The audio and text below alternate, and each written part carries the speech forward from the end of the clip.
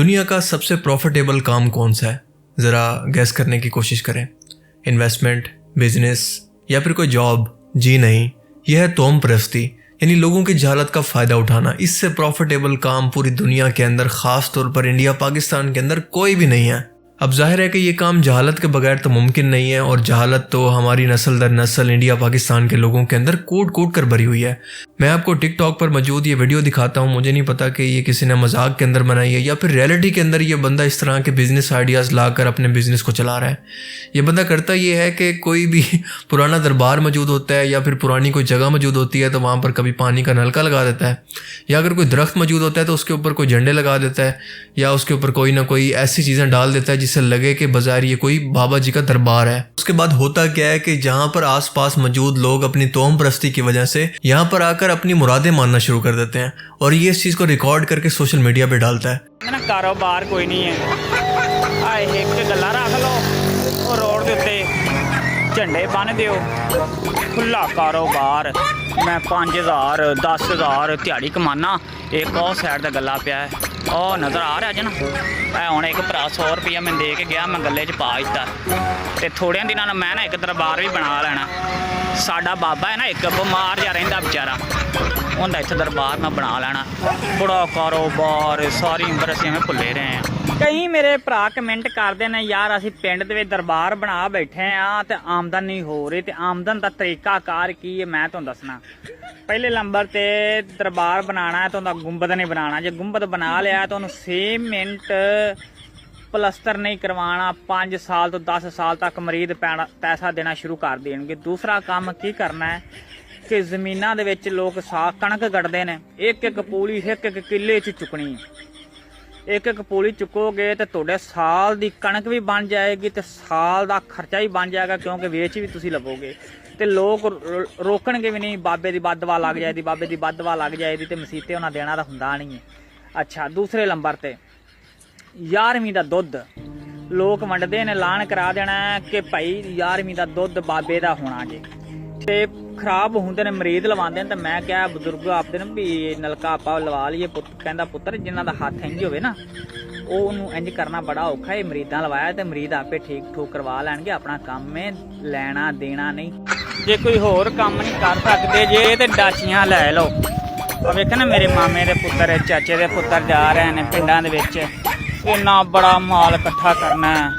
असीं फलाने दरबार तो आए हैं, फलाने तो आए हैं, तो माण कणक जमा हो जाए ना तो 5000 6000 रुपये दिहाड़ी खुली, तो 5000 के हिसाब नाल महीने का 1.5 लाख रुपया बनता।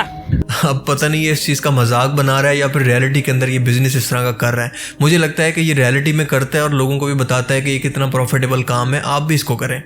तो आप इस चीज़ से लोगों की जहालत का अंदाज़ा लगा लें कि किस तरह से छोटी सी चीज़ से वो आपको पागल बना सकते हैं।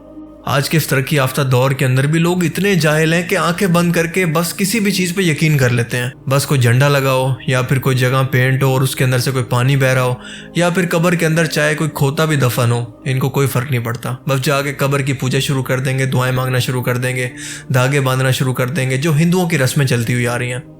अब ये कारोबार क्योंकि जहालत या फिर इग्नोरेंस पर चलता है, तो इसी वजह से मुरीद गरीब से गरीब तर होते जाते हैं, और बाबा जी नई नई लैंड क्रूजर्स के अंदर घूमते हैं, नए नए घर खरीदते हैं, और उनके ऊपर पैसों की बारिश होती है। कितना प्रॉफिटेबल बिजनेस है यार, जस्ट इमेजिन। अच्छा, इंडिया जैसे मुल्क के अंदर आप ये एक्सपेक्ट नहीं कर सकते कि जहाँ पर इस तरह के बाबा मौजूद हैं और उनको वहाँ का मीडिया चाहकर एक्सपोज करे, अपनी मर्जी से एक्सपोज करे, पर ऐसा हुआ है। इंडिया का एक चैनल है जिसका नाम है TV9, वहाँ पर इस तरह के ढोंगी बाबास को लाइव शो के अंदर बुलाया गया, पब्लिक को बिठाया गया। अब कुट्टी वाले बाबा ये सोचकर यहाँ आया था कि शायद बागेश्वर धाम की तरह मेरे भी काफ़ी दाम बढ़ जाएंगे, मेरे मुरीद काफ़ी ज़्यादा इंटरनेशनल लेवल पर पहुँच जाएंगे क्योंकि मैं इंटरनेशनल टीवी पर आ रहा हूँ। लेकिन इसका हुआ बिल्कुल उल्ट। यहाँ पर टीवी शो पर आने के बाद इसकी ऐसी कुट्टी लगी, ऐसी कुटास लगी कि ये ज़िंदगी भर नहीं बोलेगा। अब एंकर पहले से तैयारी करके बैठा था कि इससे सवाल जवाब करेगा और इसके मिरेकल्स की हकीकत जानेगा। ये बंदा कहता था कि मैं कोई भी मिरेकल कर सकता हूँ, मौजा कर सकता हूँ, आपके फ्यूचर के बारे में बता सकता हूँ, आप दिल के अंदर क्या सोच रहे हैं ये चीज़ें मैं बता सकता हूँ। अब हुआ कुछ यूँ कि इस कुट्टी वाले बाबा को जब शो पर बुलाया गया तो उसने कहा कि मैं कई तरह के मिरेकल कर सकता हूँ। एंकर ने कहा, अच्छा आप वाकई कोई मिरेकल कर सकते हैं, कोई जादू कर सकते हैं, तो क्यों ना आप इस शो के ऊपर हमें कोई मिरेकल, कोई जादू करके दिखाएं या इस तरह का कोई मौजा करके दिखाएं कि हम भी आपको मानने लगे, आपके मुरीद भी पूरी दुनिया के अंदर बढ़ जाएंगे। तो बस ये कहना था कि उसका मजमे के अंदर से एक मुरीद खड़ा हो गया कि आप बाबा जी की बेइज्जती कर रहे हैं। अब बाबा जी को भी जलाल आ गया कि आप मुझे चैलेंज कर रहे हैं। एंकर ने कहा कि इसमें तो चैलेंज करने की कोई बात ही नहीं है, मैं तो बल्कि आपकी तबलीग को, आपके काम को पूरी दुनिया में फैला रहा हूँ कि आपके मुरीद मजीद बढ़ें। हम भी आपके मिरेकल को मान लेंगे, बस आप ये मिरेकल करके दिखा दें, कोई ऐसा मोजा करके दिखाएं कि जो हमें देखकर यकीन आ जाए। अब बज़ाहिर तो ये मुरीद कुट्टी वाले बाबा को बचाने के लिए आया था, लेकिन इसका बिल्कुल उल्ट करके चला गया, क्योंकि इसके बाद एंकर ने कहा कि अब तो बिल्कुल आप हमें कोई ना कोई मौजा दिखाएंगे, वरना आप ये मानेंगे कि आप झूठे हैं। अब इस बाबा का जवाब क्या था आप इमेजिन नहीं कर सकते। इस बंदे ने अपने होशो आवाज के अंदर कहा है कि मेरी शक्तियां सिर्फ मेरे दरबार के अंदर काम करती हैं, यहाँ पर वो काम नहीं कर सकती। टीवी के सेट के ऊपर मैं कोई मौजा नहीं करके दिखा सकता, क्योंकि मेरी शक्तियां यहाँ काम नहीं करती। आपने मेरा मौजा देखना है तो आप मेरे दरबार में आए। ये तो आप दावा कर रहे हैं बाबा जी करते हैं। हाँ। तो क्या करते हैं बाबा जी? अरे सरकार में ताकत होगी, अभी आज दूध का दूध, पानी का पानी, सब करके दिखा। तो वही तो मैं कह रहा हूँ, एक बार वही कह रहा हूँ मैं। कोई भी शक्ति दिखा दीजिए अपनी, हम सब सलाम करेंगे आपको। चमत्कार करिए, वरना मानिए कि आपसे गलती हो गई। मैं नहीं मानूंगा। चमत्कार की बात आपको स्वयं देखना है। आइए दरबार। Can you believe that? ये रियलिटी है, कोई मजाक नहीं हो रहा, और नेशनल टेलीविजन के ऊपर ये सब कुछ हो रहा है। कितने बड़े ये बोंगे हैं और कितने बड़े ये ढोंगी हैं, और उनसे बड़े कितने बड़े ये जाहिल हैं जो इन पर यकीन करते हैं, इन लोगों पर। लेकिन इस एंकर ने जो इसे यहाँ पर जलील किया ना, ये पूरी जिंदगी नहीं भूलेगा। बस ये बंदा अपनी लंगोट उठाकर नहीं भागा, बाकी इसने सब कुछ किया। यानी दिल में ये सोच रहा था कि खुदा का वास्ता मुझे छोड़ दो, वरना मैं यहाँ पर फट जाऊंगा एंग्जाइटी और डिप्रेशन के जरिए। एंकर ने कहा कि या तो आप यहाँ पर हमें कोई मौजा लाइव दिखाएंगे, वरना आप मानेंगे कि आप दुनिया के झूठे इंसान हैं। आपने हम सब के साथ झूठ बोला, आपने अपने मुरीदों के साथ भी झूठ बोला। अब इस बंदे के डिप्रेशन का और प्रेशर का आप अंदाज़ा लगाने की कोशिश करें। अब बेचारे के पास कोई बहाना भी नहीं था कि वो नेशनल टेलीविज़न पे बैठ के इस मौजे से इनकार भी कर सके। तो इसने एंग्जाइटी डिप्रेशन के अंदर कहा कि ठीक है, आप मुझसे क्या मौजा करवाना चाहते हैं, क्या करवाना चाहते हैं, मुझे बताएं, मैं वही कुछ करके दिखाता हूँ। तो एंकर ने कहा कि ये तो आपका काम है, आप हमें कोई भी मौजा दिखाएं। अब ये बंदा इतना बुखला गया कि इसने पहले कहा कि मजमे में से 2 लोगों को उठा के लाओ, मैं उनके ऊपर कोई मौजा करता हूँ, कोई किसी भी तरह का मिरेकल परफॉर्म करता हूँ। लेकिन जब वो बंदे इसके करीब आए तो ये बुखला गया, उनको गालियां दे के वहाँ से भगा दिया, उनको डांट के वहाँ से भगा दिया। फिर उसके बाद मजमे में से फिर एक बंदे को बुलाया, वो बंदा पास आया तो इसने कहा कि आप ऐसा करो कि आप दिल में अपनी मुराद सोचो, आप मुझसे जो मांगना चाहते हो, जो कुछ कहना चाहते हो, लेकिन उससे पहले मेरे पास एक पर्चा होगा, उस पर मैं आपकी सारी जो आपकी ख्वाहिशात हैं वो लिख कर आपको बता दूंगा आपके बोलने से पहले। तो ठीक है, एंकर ने कहा ठीक है, ये तय हो गया। आप अपने कागज़ और पेंसिल से वो चीज़ें लिखें जो ये बंदा आपसे मांगने वाला है। अब इस बाबा जी ने अच्छा खासा टाइम लगा के उसके ऊपर वो चीज़ें लिखी कि ये बंदा मुझसे, ये बालक मुझसे ये चीज़ें मांगेगा। तो फिर उस बंदे से पूछा गया कि जी आप यहाँ पर क्या मांगने के लिए आए थे बाबा जी से? उसने कहा कि मेरा सिर्फ़ और सिर्फ एक सवाल था कि मेरे साथ फ्यूचर में क्या होने वाला है, मेरा मुस्तकबिल क्या होगा। तो उसके बाद अब बारी आई बाबा जी के इस पर्चे को खोलने की। तो पर्चे के अंदर बाबा जी ने लिखा था कि ये जो बालक मेरे पास आएगा उसको खुद नहीं पता होगा कि वो सवाल क्या करना चाहता है, वो बहुत कंफ्यूज होगा। और दूसरी बात ये कि अपने घर वालों की खैरियत मुझसे दरियाफ्त करेगा और कहेगा कि उसके ऊपर हम, मेरे घर वालों के ऊपर अपनी रहमत हमेशा कायम रखूं, और उसके अलावा भगवान की कृपा उनके ऊपर रहे, यानी सलामती रहे उसके ऊपर, घर वालों के ऊपर मेरी, और मेरी हर चीज़ के अंदर बरकत रहे। अब आप गौर करें कि ये दोनों चीज़ें बिल्कुल उल्ट हैं। अब वो बंदा क्या सोच रहा था अपने फ्यूचर के बारे में, और बाबा जी ने क्या लिखा कि ये बंदा अपने घर वालों के बारे में सवाल करेगा, बरकत का सवाल करेगा, और उसको सवाल का भी नहीं पता कि वो क्या सवाल करना चाहता है। अब ये दोनों चीज़ें ऑपोजिट थी, तो एंकर तो उसके गाटे फिट हो गया। उसने कहा कि बाबा जी ये आप क्या बकवास कर रहे हैं, ये आपने क्या चवल मारी है।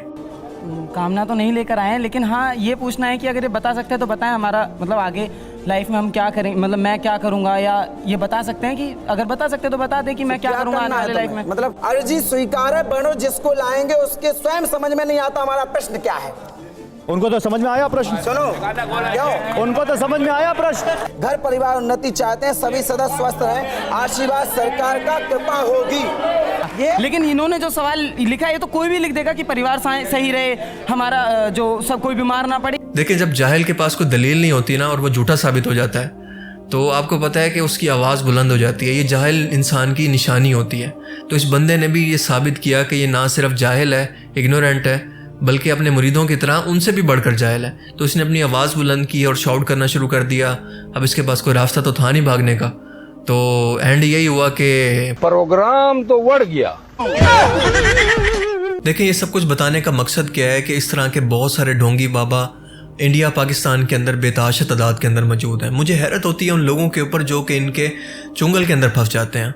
अपनी मुरादें अल्लाह से मांगने की बजाय, खुदा से मांगने की बजाय एक इंसान के सामने पेश करते हैं। वो तुम्हारे जैसा इंसान है, वो तुम्हारी तरह बेबस है, वो तुम्हारी तरह खाता पीता है, उसके अंदर तमाम वो खूबियाँ जो तुम कर सकते हो। जब वो सब तुम कर सकते हो तो वो तुमसे अलग कैसे हो गया? उसके पास कुछ ऐसा ख़ास कैसे आ गया जो तुम्हारे पास नहीं है? खुदा के अंदर और इंसान के अंदर आखिर कुछ तो फ़र्क होगा ना। एक क्रिएटर है और एक क्रिएशन है। इंसान क्रिएशन है, तुमने क्रिएशन और क्रिएटर के अंदर कोई फ़र्क ही नहीं रखा। इन ढोंगी लोगों के लिए रिलीजन सिर्फ और सिर्फ एक बिजनेस है, इससे बढ़कर कुछ भी नहीं है। ये सिर्फ और सिर्फ आपसे प्रॉफिट कमाना चाहते हैं, आपको बेवकूफ़ बनाकर आपसे पैसे ऐंठना चाहते हैं। इसके अलावा इनका कोई मकसद भी नहीं है। इस तरह के हज़ारों बाबा आपको मिल जाएंगे।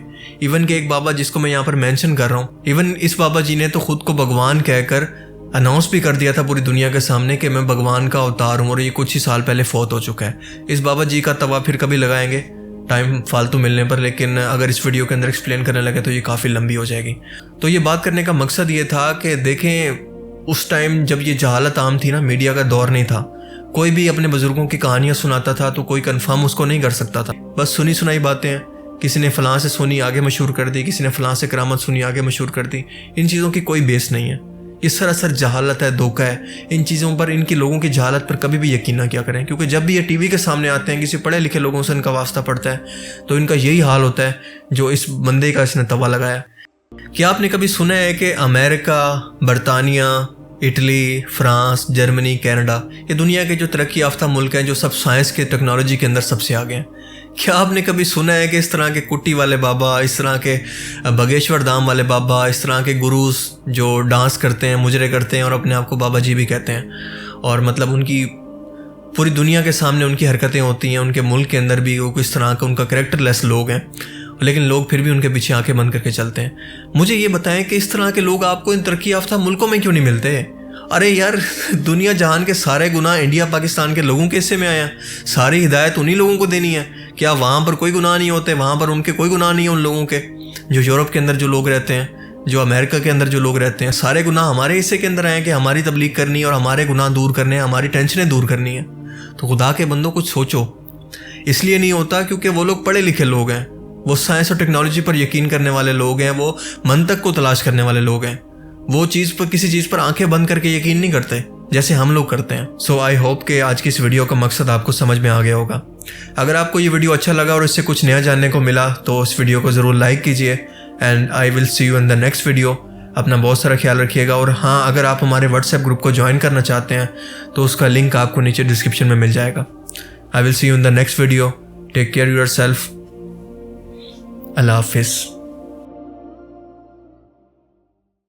चलो मैं भी आपको एक चमत्कार दिखाता हूँ। अभी मैं यहाँ से चुटकी बजाते गायब होने वाला हूँ, और अगर मैंने ये मिरेकल कर दिया तो आप सब मेरे मुरीद हो जाओगे। रुको जरा, सब्र करो। अबे साले